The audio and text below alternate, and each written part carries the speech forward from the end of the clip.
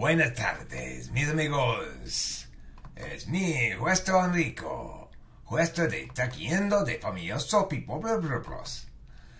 Y I want to make a video today about this comment. Demon Windu's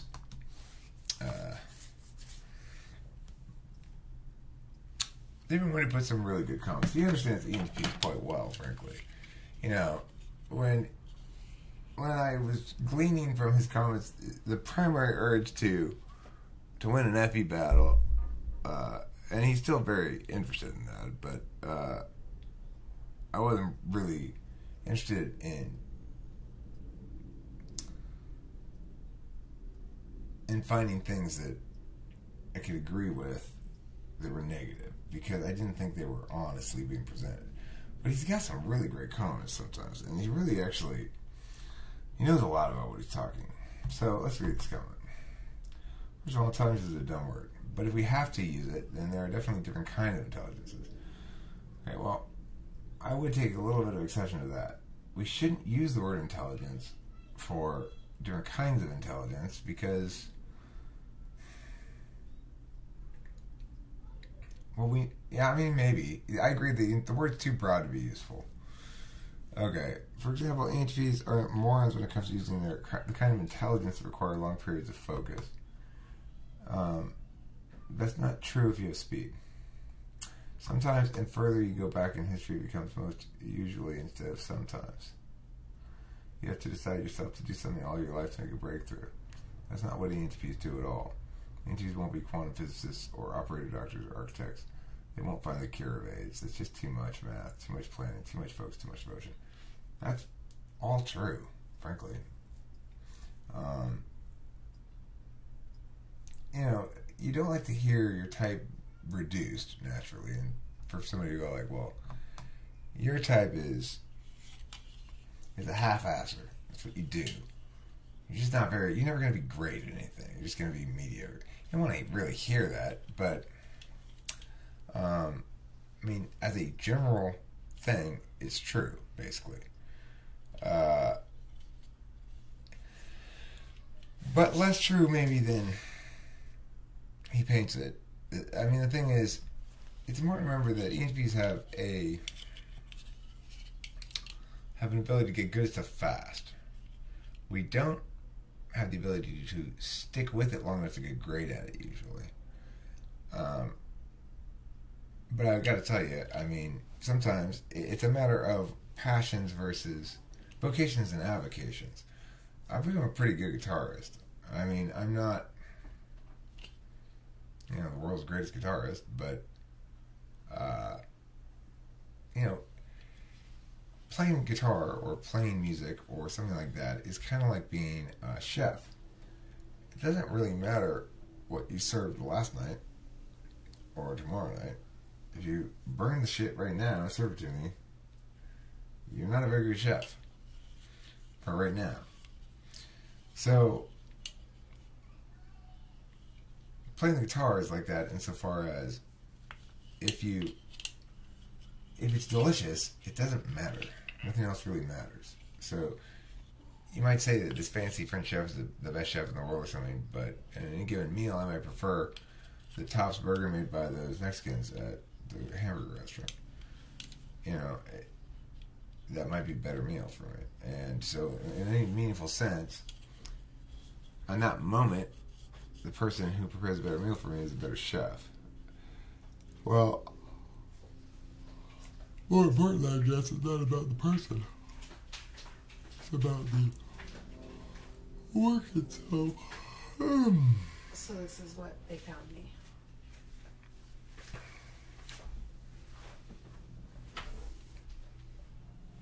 Okay, well, the one we looked at before was a 2015 for the same price. Same price. This one has 10,000 less miles and no rack. The other one's sold. Okay, well, I mean, the rate these are selling, since we're not going to get it till next week, we might as well just hold off on finding ones. They don't seem to stay on the market very long. We're getting a car. Anyway, so Let's go back to Demon Windu's comment. I think this is an interesting comment. You probably find it interesting too, because he's making a very critical Demon Windu-y kind of comment, but I think it's actually all right on the money, frankly. When you see an ENTP authors list, which is very short, you will find they write short as well. Socrates, if not an ISP, didn't even write, and he was all about verbal teaching and flow debating. He wasn't about that. He was about the worst teaching methodology ever invented in history, the Socratic method. Let's teach children shit by asking them to teach it to us? It doesn't make any sense. If you think about things, if you actually frame things in terms of argumentation, you realize how little sense it makes for the way people like Socratic method and shit. When you just go, okay, so what might it be? Just fucking tell them. Tell them what it is, or what the various things it might be that you can think of. And then, if you run out of things you actually need them to contribute some ideas, great. Or if they're really clever and come up with ideas you haven't thought of before, fantastic. You can't teach people to ideate by asking them to. It's insane. Anyway, that's not really the core point of that. ENTPs are all over the place. For example, Voltaire's Candide or David Hume's stuff. Yeah, well, it depends on the book and stuff. But okay, debate with an ENTP face to face, they'll impress you as intelligent, but that's just speed, really. Speedy shit will produce flawful shit. Time will prove ENTP's half-assedness. Well, that may be true on some vectors, but when you say that the debate success is just speed, you are wrong. If it were just speed, people would come back the next day and say, I figured out the problem with what you were saying. And they almost never do. Because that's not just a matter of intelligence, quote unquote, though, and this is why I think age is an important factor. I have skills that have developed over the years that are part of me because of the time I put into things. And I have put a lot of folks into a lot of disciplines. That's the thing. It's not disciplines that are externally disciplined. They're disciplines that are disciplines because they have infinite scope on top. Like, you can never master music, or you never master karate and things like that, you know? Okay, so look at the INFP author list. Who doesn't have a few favorites in here? Kafka, Poe, Milton, Blake, Shakespeare, Homer, Rousseau. What about the type of intelligence that's able to express itself aesthetically, beautifully, authentically, so it will be received by all other types? ENTP intelligence, though brutal objectivity with zero tone of voice control, just turn off some types right away. ENTPs not really listen neither to their own words nor others. I mean, okay, see, now you're getting into some weird territory here, because I'm obviously very interested in expressing aesthetically, and I've expressed enough aesthetically and generated enough pieces of work to be able to differentiate between my own pieces of work to know that, you know, my best pieces of work generally do resonate authentically on one vector or another. And I am very concerned with aesthetic truth.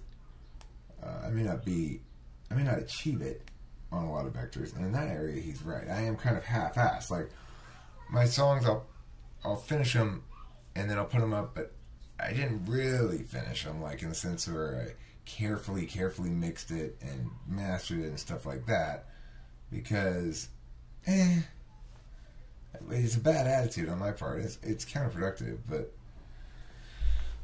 I don't know. But the thing is, I do have a great deal of at least passion towards aesthetic grace, or a desire to reach aesthetic grace. So I think that's a little, I mean, that's me too. It's not necessarily all ENTPs, but I can think of a lot of other ENTPs I know who have that same, we're driven very much by that same desire. That fifth function, NI, it's a unconscious legitimizing function. And not legitimizing function, but it's an unconscious way that we legitimize, or criterion against which we legitimize others. Alright, so then he puts a link to this brain parts graphs. The other thing is, I do listen, Demon Windu, as evidenced, and this is obviously not verbal listening, but it's evidenced by the fact that I'm reading your comment out loud after having read it to myself first, and are being directly responsive to everything we say. I do that in talking too. So I'm absolutely listening very well to the words. I'm not listening very well to the FE necessarily. I'm not listening very well to the FI. I'm not listening necessarily. I can hear, but I don't want to listen to the TE. It's like, shut up about that. But I definitely am listening with TI for sure. Quite well, quite effectively. There's processing speed, ENTP. There's processing quality, INFP. Processing precision, INTP. Well, it's not just process. I mean, the ENTP's most effective engine of intelligence is surprise. So it's important not to discount cleverness. I mean, clever is a weird word. It's got a almost negative connotation to it in some sense. At least it's diminutive. You know, it's like, oh, that's clever. Don't underestimate clever, because when the person you're dealing with is completely confounded by what you said, because they expected the exact opposite, or nobody could possibly conceive of what you've come up with on the spot or ahead of time. Remember, ENTPs display that on the spottedness all the time, but it doesn't mean we're not walking around thinking about shit in our head in between. Not very orderly like, but still, I run through ideas multiple times in my head. I come back to them. It's like, I go, man, what's this over here? Oh, that's a cool thing. I start thinking about it. I go, oh, but what's this shiny thing over here? Oh, that's a cool thing. I start thinking about it. But because I'm old, probably, I have so many links between so many different things that I end up drifting back to the things and reinforcing those links to make it more SI solid, to make it more useful for discourse or whatever. So that's one thing I want to say. Let me see what else is coming. So anything else? We're almost to the end of it. Yeah. So creativity or non-linearity is certainly a component. The other thing you say here, there's no need to process more than what's required, you intuitards, says the ESTP. ESTP is like, lol, fucking intuitards, you're so afraid of failure like a pussy, so you overprocess. You're overthinking things. Quit saying lol. Who said lol? Didn't you say lol? I'm reading his quote. It's not lol, it's laugh out loud. Oh. Well, okay. I believe that's a quote of Rick Benson. I don't know if you were intentionally quoting Rick Benson. Rick Benson is my... well, actually, Rick Benson is basically the same guy as Darren. Oh, Lord. Except Rick Benson's not in the perverted massage business like Darren is. Rick Benson's like... Okay, Tutard. Enough empty words. Let's do shit. I'm so tired of your voice. That's Rick Benson. Yeah. He's very ESTP. Alright, well, you go over there and think about it, Tutard. Meanwhile, I'm going to go fuck these hoes. Like that. Yeah. That's Rick in a nutshell. He says, oh yeah, maybe real intelligence being able to tell when to use each. Well, maybe, but I don't think that's it exactly, because I think I'd be ill-advised to use, say, try to use processing depth or depth of authenticity because it's contextually appropriate if it's my polar. We have workarounds for things that are polar, but I would generally agree that to the extent that something's in your repertoire, being able to differentiate between moments when you should use different parts of your repertoire or moments when this isn't for me, this is not something I should be dealing with because it's just not in my repertoire. That's an important, sort of like self-realization too. Regardless, I like the comment a lot. He's basically right about ENTPs in general, that we sound smarter than we are, and we don't have the intellectual rigor to do shit like astrophysics, physics, or being a surgeon, or whatever else is hard, calculus chewer or something. I don't know. But we got other things instead of being smart like that. But for one thing, I don't have to do any of those shitty jobs. So that's a good thing. That's pretty smart of me. That's pretty TE smart, right? For another thing, even if I wouldn't be good enough to get an astrophysics doctorate or something, I bet you, I've done it before, I can think of the exact instance when I did it, when I would befuddle in school some actual astrophysicist about astrophysics by just pointing out, but if this is the case, then why is that the case, or something like that. It happened when I was talking to it wasn't actually an astrophysicist, it was a math professor. And I was asking questions about whether it was a closed or open system, how he would define that, and stuff about irrational numbers and stuff. And he made a couple of claims that I pounced on. They were math claims, but they were logically... I logically could understand them because they weren't represented in a bunch of weird symbols. And so, yeah, I left him scratching his head, questioning the validity of his understanding of math. But it wasn't because I knew anything about math.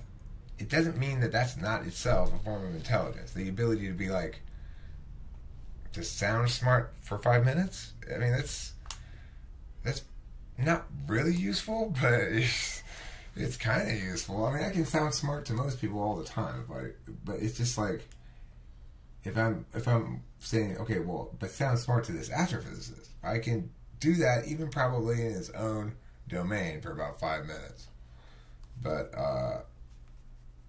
you know, it depends how much you care about sounding smart, I guess. I like sounding smart, I guess. Demon Windu obviously does. A lot of us do. Nobody wants to be the dumb person.